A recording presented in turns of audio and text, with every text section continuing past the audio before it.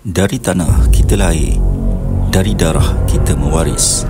Tapi apakah kita tahu bahawa dalam setiap gerak gayung tersembunyi sumpah, darah dan warisan?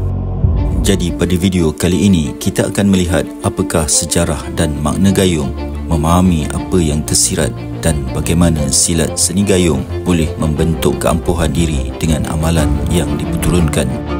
Assalamualaikum, saya Raja Nala dan selamat datang kembali ke video ini.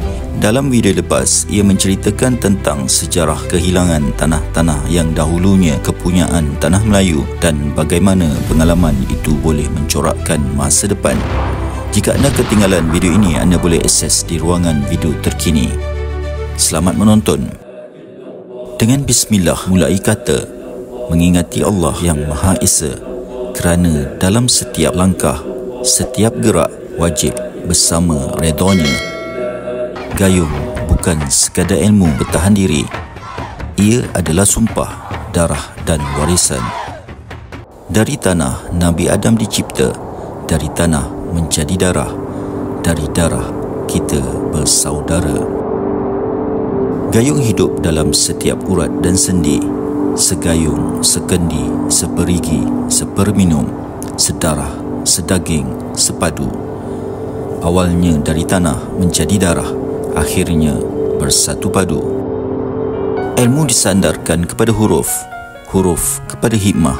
5 huruf nama gayung: Ga, genggam, amanah; Alif, angkat kedaulatan Al-Quran dan syariatnya; Ya, yakin dengan diri dan geraknya; Waw, waras fikiran dan bukan mengikut emosi; Nga, ngeri pada Allah dan bukan selainnya. Gayung dikelik, dipintal dan dilepaskan dengan senafas. Amalan menguatkan gayung, jalankan perintah Allah, dibawa junjungan besar Nabi Muhammad SAW. Sehari semalam solat 5 waktu, beramal ayat Fatihah 17 kali, mengucap 2 kalimah syahadat sehari semalam 9 kali, berselawat kepada Nabi Muhammad SAW sehari semalam 10 kali, mengucap selamat sejahtera diri Assalamualaikum 10 kali. Ilmu ini bukan baru, ia bermula sejak Nabi Allah Adam diciptakan.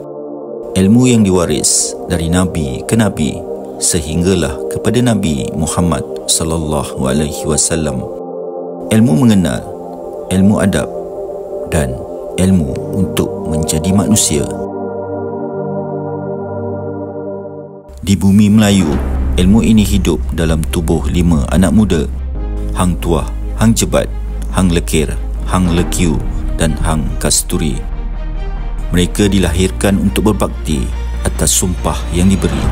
Mereka menuntut, berguru, bermusafir bersama sang guru, Adiputra. Adiputra bukan sebarang guru. Beliau pewaris seni gayung. Ilmunya bukan hanya seni, tapi di hati ikhlas menunduk pada akhlak Nabi Muhammad SAW. Dari Adiputra kepada Hang Tuah, dari Hang Tuah kepada zamannya, dari zaman ke zaman, seni itu terus hidup. Silat bukan sekadar tumbuk dan tangkis. Ia latihan, latihan untuk diri, latihan untuk akhirat. Seni itu gerak, gerak itu zikir. Zikir hanya Dia yang berkuasa, hidup dan berkembang di dalam jiwa. Bangkitnya seorang pemuda Melayu, pendeta agung yang terkenal, Datuk Mio Abdul Rahman, mempelajari silat daripada moyangnya. Sehinggalah di suatu ketika, di suatu tempat, beliau bermimpi bertemu Hang Tuah, diajarkan ilmu persilatan dan kebatinan. Dan kini ilmu ini diwariskan kepada segala anak bangsa supaya tidak lupa amanah, tidak lupa sumpah, untuk darah, untuk warisan anak bangsa, silat seni gayung. Gayung bukan bermula di gelanggang. Ia bermula dari tanah, mengalir menjadi darah, dihidupkan dengan roh, diwariskan dengan seni. Jika darah itu mengalir dalam dirimu, bangkitlah anak gayung, kerana itu adalah sumpah kita, darah kita dan warisan kita. Terima kasih kerana menonton video ini sampai habis. Bantu saya dengan subscribe channel ini untuk mencapai 10,000 subscribers. Komen, like dan share kepada semua murid gayung dan silat Melayu. Semoga berjumpa lagi. Assalamualaikum dan salam sejahtera.